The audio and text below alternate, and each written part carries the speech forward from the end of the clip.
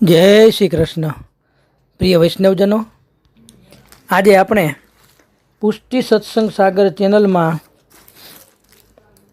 આજે દાન એકાદશી તથા વામન દ્વાદશી બંને ઉત્સવ ભેગા છે અને આજના દિવસે ગુજરાતની ગોપી એટલે કે પુષ્ટિ માર્ગીય ભક્ત કવિ એવા દયારામભાઈનો જન્મદિવસ છે. તો આપણે તેને યાદ કરીએ અને એના જીવન ઉપર એક દ્રષ્ટિ કરીએ.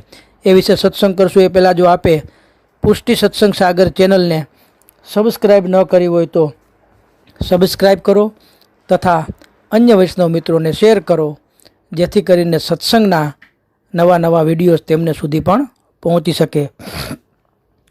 ગોપી ભાવે શ્રી કૃષ્ણની ભક્તિ કરી ઉત્તમ પ્રકારના ભક્તિ ગીતોની રચના દ્વારા સમગ્ર ગુજરાતને ભક્તિ રસમાં તળબોળ કરનાર, ગુજરાતની ગોપીનું બિરુદ પ્રાપ્ત કરનાર, ગુજરાતી ભાષામાં વિપુલ પ્રમાણમાં પુષ્ટિમાર્ગીય સાહિત્યનું સર્જન કરનાર ભક્ત કવિ દયારામભાઈથી કયો વૈષ્ણવ અજાણ્યો હશે.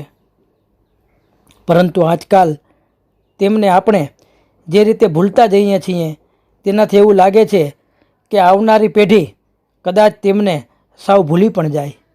તેથી જ ચાલો આજે આપણે તેને યાદ કરીએ, આ ભક્ત કવિ દયારામભાઈને. પ્રેમ લક્ષણા ભક્તિના આ ગાયકે જન્મ લીધો ડભોઈમાં. એ ડભોઈ શહેર જેને શિલ્પી હીરાધરે પોતાના અનોખા કલા સામર્થ્યથી નવું રૂપ આપ્યું હતું, તેમાં કવિ દયારામભાઈએ પોતાની સાહિત્ય રચનાઓથી સંસ્કારિતાના પ્રાણ પૂર્યા હતા. ડભોઈને મહાન બનાવ્યું. એ ડભોઈ આજે પણ દયારામભાઈ સ્મારક મંદિરને સાચવીને બેઠું છે.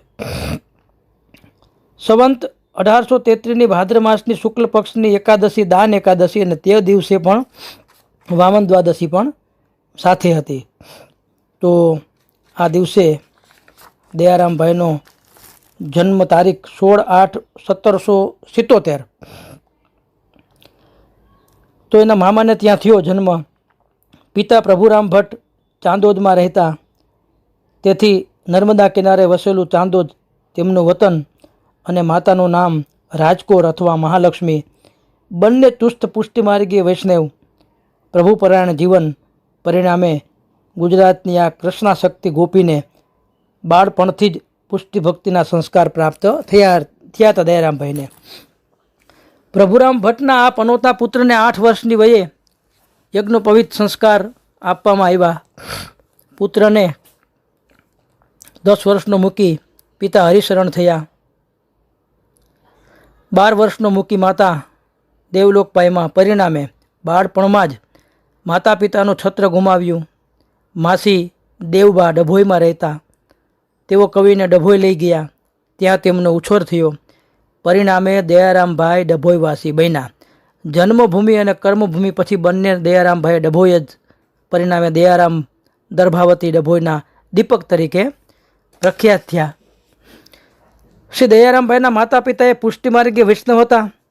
પૂજ્યપાદ ગોસ્વામી શ્રી દેવકીનંદનજી મહારાજ શ્રીએ દયારામભાઈને શ્રી કૃષ્ણ શરણ મમય અષ્ટાક્ષર મંત્રનું દાન ચાંદોદમાં શ્રી શેષ સૈયાજીના મંદિરમાં કર્યું હતું. એ વખતે એમની વય 4 વર્ષની હતી. સંવંત 1837. બાલ દયારામ શ્રીનાથજી શ્રી મહાપ્રભુ શ્રી યમુનાજીના ચિત્રજીની સન્મુખ બેસી પિતા સાથે મધુરાષ્ટક ગાતા. કૃષ્ણાશ્રય સિદ્ધાંત રહસ્ય યમનાષ્ટક ચતુશ્લોકીને સર્વોત્તમ સ્ત્રોતનો પાઠ પણ કરતા.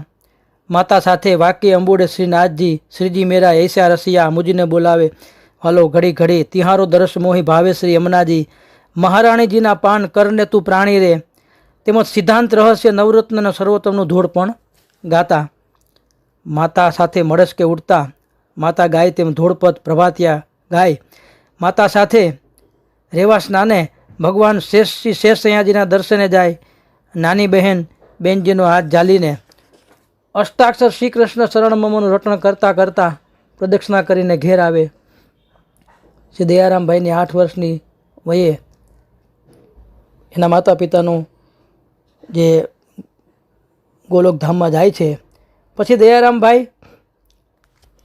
13 વર્ષની વયે શુદ્ધા સિદ્ધાંત અને સર્વસામાન્ય સિદ્ધાંત સમજાવતા તત્વ પ્રબંધ ગ્રંથનું ધવલ ધનાશ્રી રાગમાં ગુર્જર રાગીમાં ચાંદોદમાં સર્જન કર્યું. સંવંત 1846 સાવન વધી જન્માષ્ટમી. તો દયારામભાઈએ ઘણા બધા ધોળપદ અને ઘણા બધા એનો કોઈ પાર નથી એટલી એને રચના કરી. અને એ આપણે જોઈએ એની રચનાની અંદર તો ખરેખર એક અદ્ભુત શ્રી વલ્લભની કૃપા એની માથે હતી કે 13 વર્ષની વયે તત્વપ્રબંધ કહ્યું, 14 વર્ષની વયે ભારતમાં આવેલા તીર્થોનો પ્રવાસ શરૂ કર્યો, 12 વર્ષની તીર્થાટનમાં, 25 વર્ષની વયે ગીત ગોવિંદ ગ્રંથ ભરૂચમાં રચ્યો, 29ની વયે ડભોઈમાં પત્રલીલા ગ્રંથ રચ્યો, 30 વર્ષની વયે ચાંદોદમાં અજામિલ આખ્યાન લખ્યું, 31મી વયે ભારતનું બીજું પર્યટન શરૂ કર્યું. તીર્થાટન કરતાં કરતાં વ્રજ ભાષા જેવી અન્ય 12 ભાષાઓમાં ગ્રંથોની રચના કરી. દયારામભાઈએ ગુજરાતી, હિન્દી, વ્રજભાષા, મરાઠી, પંજાબી, સંસ્કૃત, ઉર્દુ, મારવાડી વગેરે ભાષાઓમાં રચના કરી.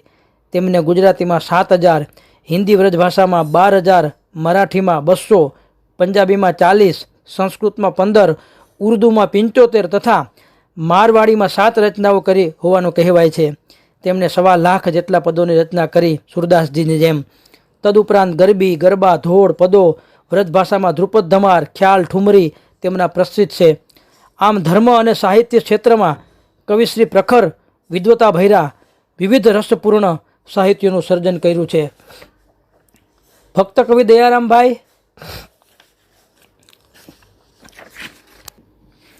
દયારામભાઈ ગરબી શૈલીમાં ગીતો રચનાર પ્રથમ મધ્યકાલીન ગુજરાતી કવિ હતા. તેમણે રચેલા પુષ્ટિમાર્ગને અનુસરતા કૃષ્ણ ભક્તિના પદો ખૂબ જ પ્રખ્યાત છે. દયારામભાઈની ગરબીઓ માત્ર મધ્યકાલીન નહીં, સર્વકાલીન ગુજરાતી ગીતોનો શિરતાજ છે. દયારામભાઈની ગરબી એમની બેવડી પ્રાસ રચના, આંતરપ્રાસ તથા અંતપ્રાસના કારણે સવિશેષ ધ્યાન ખેંચે છે. ગોપીના મનોભાવનો અંચળો ઓઢીને નકશી કૃષ્ણ પ્રેમની ચરમ સીમાઓ આલેખતી દયારામની ગરબીઓ આપણી ભાષાની અણમોલ સમૃદ્ધિ છે. દયારામભાઈએ એટલે કે ગુજરાતી મધુરતા, જમક, ઝબકાર અને વિહવળતા એ એમની એક ગરબી ગુજરાતીનું મહામૂલું મોતી છે. શ્રી ગોવર્ધન રામ દયારામભાઈને અંજલિ આપતા કહ્યું છે કે આપણા આદિકવિ નરસિંહ મહેતા અને અંતિમ કવિ દયારામભાઈએ પોતાના યુગોમાં ભક્તિ માર્ગના જે શિખરો રચી તેની ઉપર પોતાના સ્થાનકો રચ્યા. તેનાથી અડધી ઊંચાઈનું શિખર કોઈ કવિએ દેખાડ્યું નથી. કનૈયાલાલ મુનશીએ કહ્યું હતું કે દયારામભાઈ નિતાંત શૃંગાર કવિ છે. દયારામ એટલે નરસિંહ મહેતાથી પ્રારંભ પામેલી મધ્યકાલીન કવિતાનું જાણે પૂર્ણ વિરામ. તેમની રચનાઓ 14 વિષયોમાં વહેંચી શકાય. એમાં એક શિક્ષાત્મક, બીજું સિદ્ધાંતાત્મક, ત્રીજું ભાવનાત્મક, નામાત્મક, આખ્યાનાત્મક, વર્ણાત્મક, શુદ્ધ કાવ્યાત્મક, પ્રમેયાત્મક, રહસ્યાત્મક, પ્રકીર્ણ, અનુવાદાત્મક, ગદ્ય, સ્ત્રોતાત્મક અને લક્ષણાત્મક. દયારામભાઈની મુખ્ય રચનાઓ જોઈએ તો અકળ લીલા, અકળ ચરિત્ર, ચંદ્રિકા, અજામિલ આખ્યાન, અનન્ય ચંદ્રિકા, અનન્ય આશ્રય, અનુભવ મંજરી, અનન્યા મર્દન, અપરાધ, ક્ષમા સ્ત્રોત્ર, અષ્ટપટરાણી વિવાહ, આશારવાદ, ઈશ્વર પ્રતિપાદિક, ઈશ્વર નિરીક્ષણ, એકાગ્રતા, ઓખાહરણ, કમળ લીલા, કાત્યાયીનો ગરબો, કાશી વિશ્વેશ્વરની લાવણી, કાળ જ્ઞાનાનુસાર, કુંવરબાઈનું મોસાળું, કૂટ કાવ્યાદિના નમૂના, કૃષ્ણ અષ્ટોત્તર સતનામ, કૃષ્ણ અષ્ટોત્તર સતનામ ચિંતામણી, કૃષ્ણ ઉપવીત, કૃષ્ણ ક્રીડા, કૃષ્ણ જન્મખંડ, કૃષ્ણના ધ્યાનનું ધોળ, કૃષ્ણ નામ ચિંતામણી, કૃષ્ણ યજ્ઞો સતોત્તર નામ, કૃષ્ણ સ્તુતિ, કૌતક રત્નાવલી, કલેશ કુઠાર, ક્ષમા અપરાધ સોળસી, ગધેડાની ગાય ન થાય, ગરબી તથા પદ. તેમની રચનાઓ, ગુરુનો ઉપદેશ, ગુરુ પૂર્વાર્ધ. આ શું કામે નામ દઉં છું કે આપણને દયારામભાઈ શું હતા એ ખ્યાલ આવે, એટલે બધાય નામનું અહીં વિવરણ કરે કે રચના કરી. ગરબી તથા પદ. તેમની રચનાઓ, ગુરુનો ઉપદેશ, ગુરુ પૂર્વાર્ધ, ચાતુર રચિત વિલાસ, ચાતુરીનો ગરબો, ચિત્તશુદ્ધિ, ચિંતા ચૂર્ણિકા, ચિંતામણી, ચિંતામણી ચેતમણી, 24 અવતારનું ધ્યેય, 84 વૈષ્ણવ, દસમ અનુક્રમણિકા, દસમ લીલા અનુક્રમણિકા, દાણ ચાતુરી, દિનતા સ્વરૂપ, દ્રષ્ટકૂટ, દિનતા આશ્રય, વિનતીના પદ, દ્રષ્ટાંતિક દોહરા, દ્વિલીલામૃત સ્વરૂપનો ગરબો, નાગધીતિ, નાગ્ન જીતી વિવાહ, નામ પ્રભાવ 32, નીતિ ભક્તિ ધોળ, નીતિ વૈરાગ્ય, નરસિંહ મહેતાની હુંડી, પત્રલીલા, કવિત, 15 તિથિનો જે આવે છે ભાગ 1 અને ભાગ 2માં, એ પરીક્ષા પ્રદીપ, પારણું, પિંગળસાર, પુરુષોત્તમ નામ અષ્ટોત્તર સતનામ, પુષ્ટિ ભક્ત રૂપ મલ્લિકા, પુષ્ટિપથ રહસ્ય, પુષ્ટિપથ સારમ નિદામ, પ્રબંધ, પ્રબોધ ભાવની, પ્રમેય પંચાવ તથા સ્વાતઃકરણ, સમાધાન, પ્રશ્નોત્તર માલિકા, પ્રસ્તાવ ચંદ્રિકા, પ્રસ્તક વિક પિયુષ, પ્રેમ પરીક્ષા, પ્રેમ પ્રશંસા, પ્રેમ મંજરી, પ્રેમ રસગીતા, બહુ શિષ્ય ઉત્તરાર્ધ, બાનાધારી, અંતરનિષ્ઠ સમા નાટક, 12 માસ, બાળ લીલા ભાગ 1 અને ભાગ 2, વ્રજવિલાસ અમૃત, બ્રાહ્મણ ભક્ત વિવાદ નાટક, ભક્તવેલ, ભક્તિ દ્રઢત્વ, ભક્તિ પોષણ જે ખાસ પ્રખ્યાત છે, આપણે જે ચંદ્રાવડા કહેવાય ભક્તિ પોષણમાં દયારામભાઈને આ ભક્તિ પોષણ, ભક્તિ વિધાન, ભગવત ઈચ્છોત્કર્વતા, માયામત ખંડન, મીરા ચરિત્ર, મુરલી લીલા જે પંજાબીમાં છે, મૂર્ખલ લક્ષામણી, મોહની સ્વરૂપ, મોહન મર્દન, યમુનાજીની સ્તુતિ, રસિક રંજન, રસિક વલ્લભ, રસિયાજીના મહિના, રાધા અષ્ટોત્તર સતનામ, રાધાજીનો વિવાહ ખેલ, રાધિકાના વખાણ, રાધિકાજીનું સપનું, રાધિકા પોતાની માતાને કહે છે, રાધિકા વિરહના 12 માસ, રાસ પંચાધ્યાયી, રાસલીલા, રૂકમણી વિવાહ, રૂકમિણી સીમંત, રૂકમિણી હરણ, રૂપલીલા, વલ્લભ અષ્ટોત્તર સતનામ, વલ્લભનો પરિવાર, વસ્તુવૃંદ દીપિકા, વહલાજીના મહિના, વિજ્ઞપ્તિ વિલાસ, વિઠ્ઠલ અષ્ટોત્તર સતનામ, વિનય 32, વિશ્વાસ ગ્રંથ સતગ્રંથ, વિશ્વાસામૃત, વૃત્તાસુર આખ્યાન, વૃંદાવન વિલાસ, વ્રજ ભક્ત, અષ્ટોત્તર સતનામ હીરાવલી, વ્રજ મહિમા, વ્રજવાસિનીનો ગરબો, વ્રેહ વિલાસ, શિક્ષા, શુદ્ધાદ્વૈત પ્રતિપાદન, શૃંગાર, શ્રી કૃષ્ણ નામ ચંદ્રકળા, શ્રી કૃષ્ણ નામ ચંદ્રિકા, શ્રી કૃષ્ણ નામ મહાત્મ્ય માધુરી જે આવે, શ્રી કૃષ્ણ નામ મહાત્મ્ય મંજરી, શ્રી કૃષ્ણ નામ મહાત્મ્ય માધુરી, શ્રી કૃષ્ણ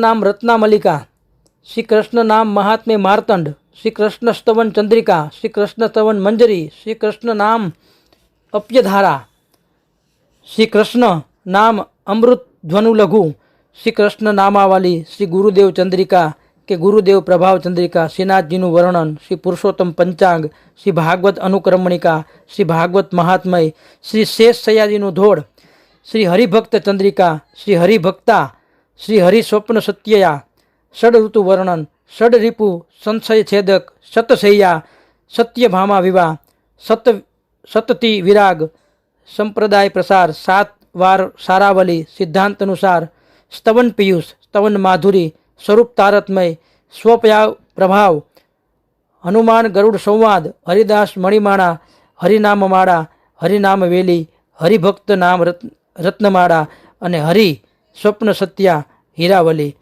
ઘણા બધા કહી શકાય. અદ્ભુત છે દયારામભાઈનું સાહિત્ય સર્જન, જે આપણે આ યુવા પેઢીને ખાસ જણાવીએ કે કાંઈક એમાં ઊંડો અભ્યાસ કરવાની જરૂર છે.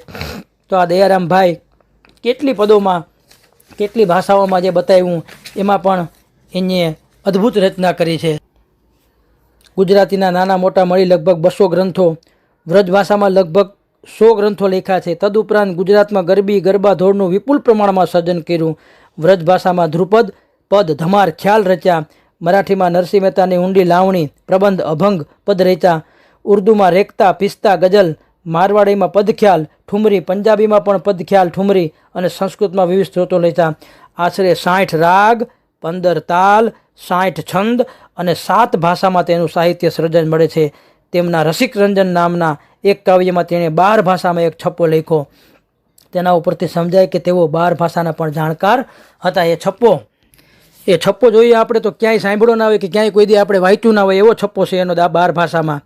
ગિરધર મુંજો પ્રાણ, તુહી સામલડા પ્યારા, માદર પિદર બિરાદર, દુશ્મન ખલક બિસારા, માંટા મિંચુ બિનુપી, સ્વામી તિકડે કડારા, જાની જી કી થીર, મનોરથ પુરા સારા, હરિનકો કોણચા પ્રેમ વૈત્વમેવ સ્વામી નિરંતર નંદ મહર કો પૂતવા દયા પ્રભુ થાકી દાસી મોકો કાંઈ ડર.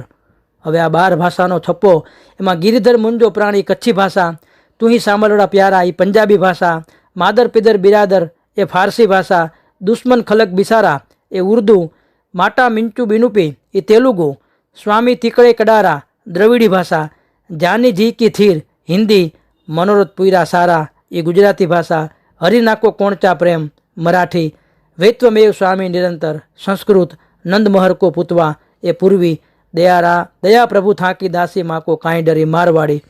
ગિરધર તમે મારા પ્રાણ છો, તમે સાંભળ્યા. આ એની બધી ભાવના છે. દયારામભાઈ એક અનન્ય આશ્રયી કૃષ્ણ ભક્તિના એક એવા ઉપાસક હતા કે એને બીજું કાંઈ લાગે નહીં. એનો એક પ્રસંગ જોઈએ આપણે તો ડભોઈ, તો દયારામભાઈ એ વખતના સમયમાં ડભોઈમાં જ્યાં પોતે રહેતા હતા ત્યાં વડોદરામાં તે સમયે ગોપાલરાવ મહિરાવે નામને એક ધનાઢ્ય દક્ષિણી સાવકાર રહેતા હતા. જેવા ધનપતિ પણ હતા એવા જ તેવા ઉદાર અને દાનશીલ પણ હતા. ગણપતિના મહાન ઉપાસક હતા. એના ઈષ્ટદેવ ગણપતિ હતા એ ગોપાલરાવ મહેરાના. અને શિનોરમાં તેમણે ગણપતિનું ભવ્ય મંદિર બનાવેલું. વડોદરામાં પોતાના મકાનમાં પણ એમણે ગણપતિનું મંદિર બંધાવેલું. એ મંદિરમાં તેઓ રોજ સેંકડો બ્રાહ્મણોને ભોજન કરાવતા. કવિ દયારામભાઈની કાવ્ય રચનાઓથી આકર્ષાય ગોપાલરાવની એવી ઈચ્છા થઈ કે આ કવિ પોતાના ઈષ્ટદેવના કાવ્યો તો ઘણા બધા રચ્યા, પણ મારા ગણપતિનું માટેનું કંઈક રચે એવી મારી ઈચ્છા છે. એટલે એવો એને એક પત્ર લખ્યો. હવે આ ગણપતિના ગુણ જો ગાય તો ગણપતિના કાવ્ય બનાવી આપવા એને વિનંતી કરી પત્રમાં. તો હું તમને દર વર્ષે 1200 રૂપિયાનો દરમાયો આપવાનું પણ હું નક્કી કર્યું કે હું તમને આપીશ દર વર્ષે 12 રૂપિયા. હવે કવિને સન્માનપૂર્વક બોલાવી લાવવા તેમણે માણસો મોકલ્યા કે જાઓ તમે દયારામભાઈને કહેજો કે મારા ગણપતિની કાવ્ય રચના માટે તમને બોલાવીએ છીએ ત્યાં, અને તમને દર મહિને 1200 રૂપિયાનો દરમાયો અમે દર વર્ષે 1200 રૂપિયાનો દરમાયો આપશું અમે. કવિ દયારામભાઈ તો શ્રી ગોપીજન વલ્લભને વરી ચૂકેલા હતા. એમના મુખમાંથી બીજા કોઈ દેવની સ્તુતિનો શબ્દ નીકળવો અસંભવ હતો. તેઓ ગોપાલરાવ મહેરાવને એના માણસો આવ્યા એટલે લખી દીધું એને કે ભાઈ તું મને શું સમજે છે, હું તો કૃષ્ણનો છું, ગોપી છું, કૃષ્ણની ગોપી છું. એક વૈરો ગોપીજન વલ્લભ મારે નહીં સ્વામી બીજો, નહીં સ્વામી બીજો રે મારે નહીં સ્વામી બીજો, અવર કોઈનું કામ ન મારે રીજો કે ખીજો, કૃષ્ણ કરે તે પ્રમાણ કારજ વણસો કે સીજો, પ્રાણ જાય પણ અન્ય કૃતિમાં મન ન રાખે ભીંજો.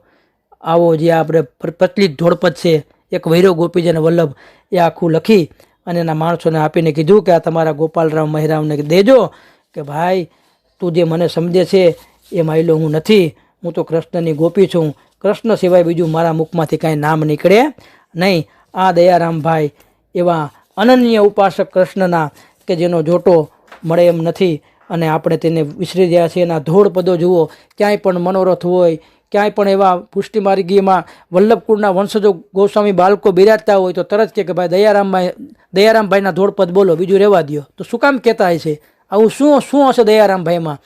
તો દયારામભાઈ સ્મૃતિ સંગ્રહાલય કેન્દ્ર ડભોઈમાં અત્યારે હાલ પણ છે. તો એનો આપણે અભ્યાસ કરીએ. દયારામભાઈ કોણ હતા? છેલ્લે દયારામભાઈ ફરતા ફરતા શ્રીનાથદ્વારામાં શ્રીનાથજીના મંદિરમાં આવે છે અને ત્યાં શ્રી વનમાળીજીના મંદિરમાં બિરાજતા ગૌસ્વામી શ્રી વલ્લભજી શ્રી વલ્લભલાલજી મહારાજજીને સાષ્ટાંગ દંડવત પ્રણામ સહિત શ્રીફળ ભેટ ધરી શ્રી ઈચ્છારામ ભટ્ટનો આપેલો પત્ર આપ્યો.